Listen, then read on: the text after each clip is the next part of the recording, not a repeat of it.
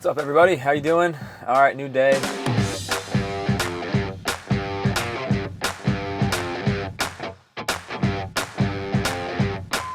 Just got to this new property that we have under contract, a little bit of a different one. This is a sub-2 deal. So we are basically taking the property subject to the existing mortgage, which is about $270,000. We're putting up $15,000 down, and then we basically take over the existing payments. The rate is about 5%, so it's lower than what you typically get, but not super low. Basically, our strategy on this deal will be we'll buy it, put $15,000 down, and then we will clean up anything that needs to be done. If there is anything, which there shouldn't be, it's a pretty clean property, and we'll sell it on bond for deed, most likely to someone with a little bit more down payment, maybe $20,000-$25,000 down. So we'll recoup our investment, but we'll sell it at a higher purchase price, somewhere in the mid threes. You don't make a ton of money in the beginning, but over time you're making money every single month, and the mortgage is being paid. It's basically like a rental property. You're making a few $100 a month, but you don't have any of the expenses of maintenance and repairs, no property insurance, taxes, none of that. Basically, the owner on the bond for deed owns that property, or at least has rights to it, so they have to pay all of those things, and they're able to fix up the property and all that. Obviously, it comes with risk. You know, they can mess up the property or stop paying, but with the bond for deed, if they stop paying or default in any way, they only get 45 days to make you current, or the property goes directly back. There's no foreclosure or anything like that. So obviously it's a risk, but if you do the math over the long haul, you'll make a lot more than just selling it right now and maybe making 20 grand. We'll make every bit of 10 on the front end, and then, you know, over the next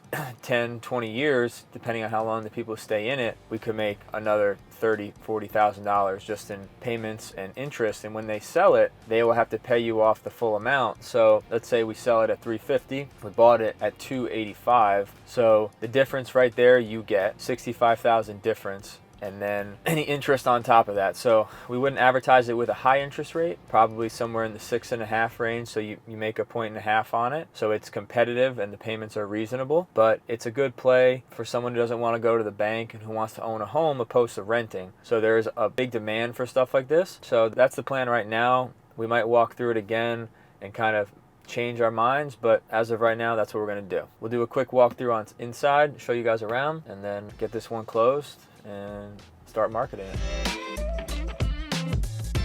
As you can see, pretty clean house. Doesn't really need much. Could use a fresh coat of paint, but it's got a walk-in closet. This is the master, I believe. Nice tile floors.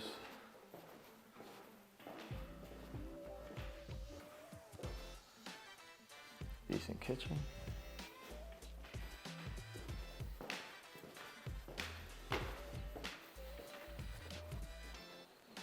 Office, dining room. Back around. So all you do is stretch pull the carpets back, make them tight, and then you clean them up. Clean bathroom. AC looks a little older, but not bad. And that's it. So you got 3 beds up here, 4th bedroom downstairs. It's not modern at all, but it is pretty decent. And then you come out here.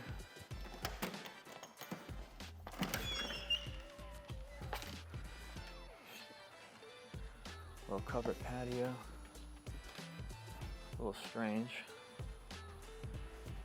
that they built this, but a step-up patio thing. AC units are old, so that's not good. We might need AC units here, but decent sized backyard. Pretty nice. Pretty nice backyard. Fenced in, sheds, side yard, has a garage. Yeah, not a bad house. All right, so we just left that property. Pretty clean. Definitely need some ACs, I think. They're older, they work, but they're probably gonna need to be replaced in the next couple of years. So that could be an expense. We will see what we can sell it to or who we can sell it to. Probably have to do that, but not really sure. If they're working and they're serviced, then maybe not. But that's the only thing I noticed during the actual walkthrough of the property. Everything else, cosmetic. If you want to upgrade it, you don't have to. I think if you do, the property's worth a heck of a lot more. So we would leave that for someone to do if they wanted to. But I think it's a pretty solid deal. But more importantly, these things. You guys use these things? Nicotine pouches? I don't know. I don't know if they're bad for you. I know it remains to be seen if they're actually bad for you, but they certainly are addictive. And I find myself using them more and more, even though I know there are benefits to nicotine. You know, cognitive function increases, focus, but the downside is you're using them more and more. And I don't want to be relying on anything. I feel like the only thing I'm really relying on is caffeine, coffee. Let me know what you think. If you guys are using these things. If you're not now, I like them, but probably don't start, because if you do start, you're probably not going to stop or not going to want to stop. So I try to taper them off on the weekends, but during the week when we're at work, kind of a nice thing to throw in and focus. I don't know. You know, I'm not sure really what the downsides are. I know I think it raises blood pressure, but I'm not a doctor or a scientist, so I don't really know. And I don't think anyone really knows. I don't think they have enough data around it. All the data with nicotine that I've ever looked into is all around smoking. And smoking is obviously bad, so that is causing most of the negative side effects. But I have read some studies that talk about kind of shields your brain from Parkinson's and Alzheimer's and stuff like that, because it crosses the blood-brain barrier, supposedly. I don't know. If you guys are on these things, let me know if you like them, if you're addicted to them. My biggest thing is I try to limit the number that I do a day. I pretty much fall in like the 3 to 4 range. Some days more than others, some days less. But got a call coming in from the title company, gotta take this. Just got off the phone with the title company. Basically, the deal that we're doing, and this goes back to another deal we talked about, is the lady's in bankruptcy and she needs approval to sell it, but the property's not really worth what she needs to sell it for to cover the mortgage and make something. So we agreed to fix the property up, basically become her partner, and then everything above a certain number, we obviously put the money into it, and then when we sell it, we get that back, and she gets the number that we agreed upon. But with a bankruptcy, they have to approve the sale, so we want to get that out of the way on the front end before we start sinking money into the property, and then they say you can't do it that way, or it needs to be structured some other way, or she's entitled to more money. I don't know, not really sure, but she's agreed to a certain number. We have that in writing, and she agreed for us to improve the property and then market and sell it. Kind of a strange deal. Wouldn't be a big deal if it wasn't in a bankruptcy, but because it is, whenever you're dealing with properties in bankruptcy, you have to get court approval to sell it, because they need to make sure that wherever the money's going, it's going towards the proper creditors. Whoever she didn't pay back or whatever the case may be. I don't know the specifics about her case, but I know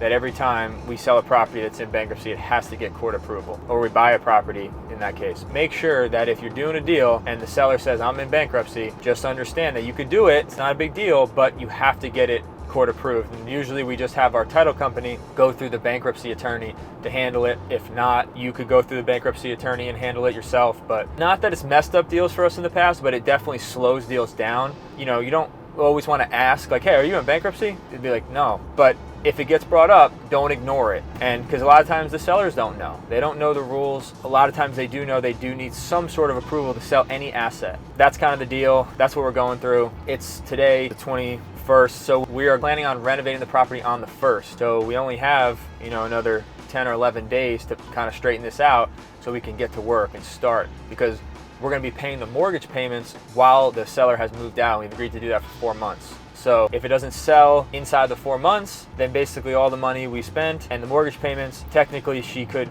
basically come back and say, I just want to take the property back, and we wouldn't really have much of a leg to stand on at that point. It is a risk. Just know what you're getting into if you do something like that, because you are basically becoming a partner with the seller in that case. And it's really the only way for her to sell it and make something, or even sell it at all, to be honest, for the price that is owed. She's going to hopefully make something, we're going to make something, and then everybody's happy. So that's the goal. That was the deal. We're just waiting on the title company to kind of give us the A-OK with the bankruptcy attorney. And once we get that, we will get to work on the 1st, bang it out in 2 weeks, get it on the market on week 3, And then it gives us every bit of 3 months to market, find a buyer, and sell it. Obviously, if we need more time, me and the seller have formed a good relationship. I'm sure she would give it to us. We're gonna hold up our end of the bargain. She'll hold up hers, hopefully, and we'll be good to go. We'll reconvene on that deal, kind of get the progress and how that thing is going. The most important thing with any real estate business, any real estate investing is usually have a lot of pokers in the fire, right? You're usually doing a lot of deals, and that's the only way to really make real money in this game, is because sometimes things fall apart. If you hang your hat on one deal and everything falls apart, you don't make anything, then you're kind of holding the bag. But if you have 10, 20, 30 different types of projects and deals going on at the same time, you know, they invariably close consistently every single month, and you just keep filling the pipeline, and you actually have a really good business going. That's the goal. Just keep everything moving, and you don't have to hit home runs, especially when you're doing volume, you know, and that's what our game is. We're looking for volume. You just kind of have to go through the process and try to make something on every deal, and it does add up. If you do 10, 15 deals a month, it adds up. We're going to a title company, grab a check, close the deal this morning, and yeah, on to the next one. All right, so we got a new deal, vacant lot in an actually pretty good area, part of New Orleans. A lot of new construction around here. The only caveat is the property sold at tax sale, and the new owner, we're hoping that they clear title or quieted title enough that they can actually sell it and we can get title insurance. So with a tax sale property, it needs to go through a different title insurance company, and only a few title companies in the area actually write from this policy, which is fine. We've done deals like this before, but that could be the only caveat. The upside of the deal is we got it for $5,000, and a clear lot in this area with title insurance sells for anywhere about $50,000, some upwards of $60,000. So the lot is definitely worth it. This one's not cleared, so we got to get a quote to have it cleared and see what that's going to cost. But the trees aren't that big. The trees are probably smaller. There's a big cut down tree log in the front, but can't imagine it's going to cost more than $5,000 to get it cleared. So great deal. The person bought it at tax sale, so they probably paid nothing for it. So they're going to make some money. But I think as long as we can get title insurance, I don't want to take the risk if we can't. Because if we can't get title insurance, then that means we can't really resell it or build on it or really do anything with it. Then we just have a lot. So you could sit on it for a longer period of time if they haven't done so already.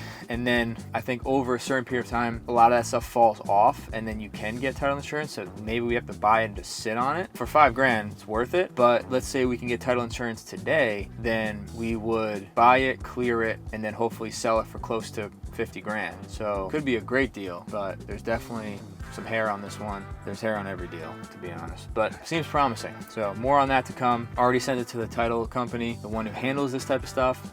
Let's see what they say. If they come back and they say we're good to go, then we're just gonna close on it right away. We're not even gonna wait our inspection period or anything like that. Just buy it, clear it, and then make a decision whether, if we build on it, new construction in this area is selling for about $300,000. See what type of financing we can get on the new construction as well. That will obviously play a big part. But there's also builders out here that build these houses all the time that know exactly what they're doing, and maybe they'll just pick it up off our hands for $50,000 and we make a decent amount of money right away. So we'll see. What's up, everybody? Back at it today. Driving about 30 minutes to go see some properties, but to circle back on the one from yesterday, which was the vacant lot that we got for $5,000. The owner bought it at tax sale. So she probably paid, I don't know, a couple $100 for the taxes. And after 3 years, she has the ability to take ownership of the property. However, she didn't know that she needs to file it. It's actually a lawsuit towards the previous owner in order to get the property. So our title company told us that that's the process to do it. She didn't do it. So she doesn't actually own the property, and she can't actually sell it to us. So our $5,000 lot that I thought was worth $50,000 is not the case at all. However, there is a process to get it. It costs about $4,000 to upwards of $8,000 depending on the amount of work that goes into finding the previous owner and advertising and doing all the things that need to be done. So the current seller still wants to sell it, right? And she wants to go through the process. So we are going to hook her up with an attorney and she's going to start going through the process. It's going to cost anywhere 4 to 8, probably in the middle. Let's call it $5,000. And the attorney's fees is another 5. So we're probably going to be on the hook for that, which is fine. We also come to find out that there are back owed taxes previously to her owning it, upwards of $25,000. So our $5,000 lot is now $30,000 to $35,000 lot. Okay, we think the lot's worth $50,000, so our margin just got cut in half, actually more than that. So there is money to be made. It's not as good as a deal as we originally thought, but it's still a deal. It's still worth something. I think if we could pick the lot up for 30 or 35 grand and it's worth 50, I think it's still worth us doing it. Could be even worth 60, to be honest, especially if it's completely cleared. So we're going to probably spend another 5 on that. So it's not the home run we thought, but you know, it certainly is a decent deal. It's going to take every bit of 3 to 6 months for us to quiet title and get to that point. But the seller is on board. She wants to sell it. She wants to make some money.